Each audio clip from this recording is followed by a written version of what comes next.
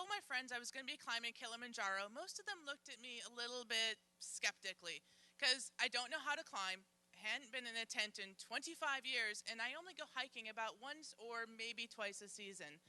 But for some reason, this was just something that I knew I had to do, and I needed to be successful at it. So not exactly being an outdoors woman, but I had two very important things going for me. First, I have mad knowledge when it comes to neurophysiology. And second, I know how to Google. So,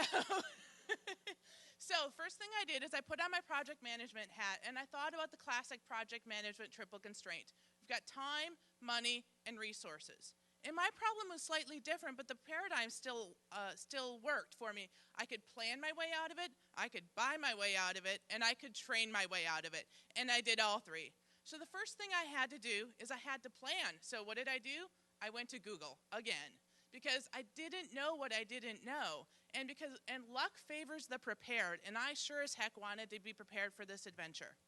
So the first thing I found out when I went to Google is that Mount Kilimanjaro is really freaking high.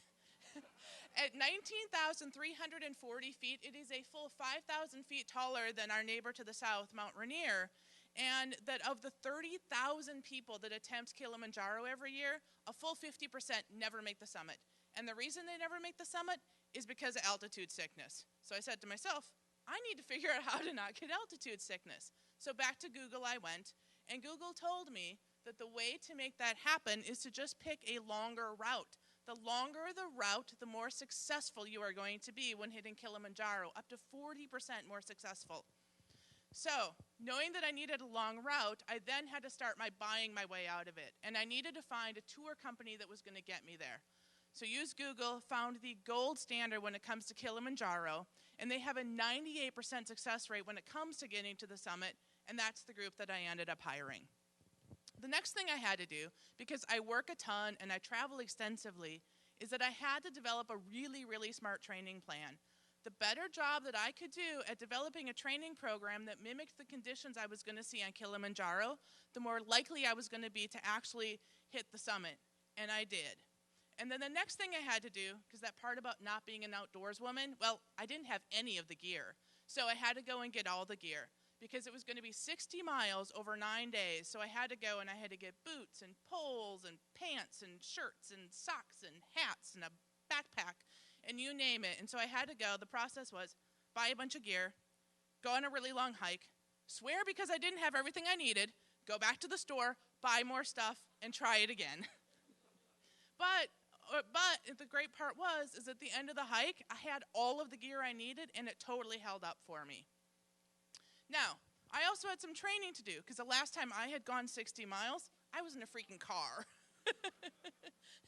And so the first thing I had to figure out was that whole pesky altitude sickness thing. Now, if you don't know what altitude sickness is, that's when you don't have enough oxygen in your blood, and so you get really, really sick from that.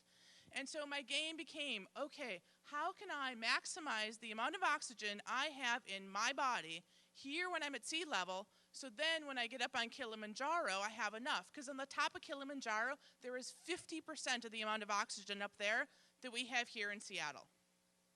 The other thing I needed to do is I wanted to work on my eyes. So you know you've got that side mirror on your car and it says objects in mirror may be closer than they appear? Well, us that spends our days looking at a computer, we actually have the problem that we have the exact opposite problem. Instead of things appearing closer than they are, they're actually, anyway, doesn't matter what I was going to say. So the problem actually is that our brain doesn't know where the ground is, and so every time we take a step, we're misperceiving where it is. And so when you take a step, it becomes very, very jarring, and over the course of 60 miles, then you become prone to injuries and accidents. And then last but not least, I needed to go on my training hikes. Again, I didn't have a lot of time, so I only had time to go on 5 different hikes. But that's where I got to practice my vision and my breathing and test out all of my gear. And because I needed to replicate the conditions on Kilimanjaro, I picked 5 very specific hikes where the distances exceeded those that I was going to see on Kilimanjaro and that exceeded the altitude requirements that I was going to see on Kilimanjaro. And did it work? Well, I'm going to give that one an unqualified hell yeah. I made it to the top, and so can you. Give it a try.